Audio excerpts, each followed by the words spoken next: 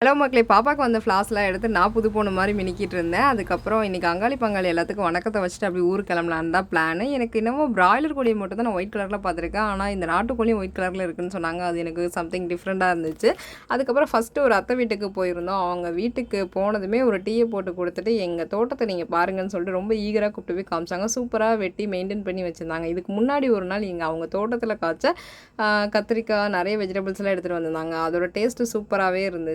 ஏன்னா அவங்க வீட்டிலேயே வளர்ந்தது. அதனால் ரொம்பவே சூப்பராக இருந்துச்சு. அதுக்கப்புறம் ஆஃப்டர்நூனாக வந்து எல்லோரும் ஃபேமிலியோட உட்காந்து சாப்பிட்டு பஸ் ஏறிட்டோம். அரௌண்ட் ஒரு 5:00 PM.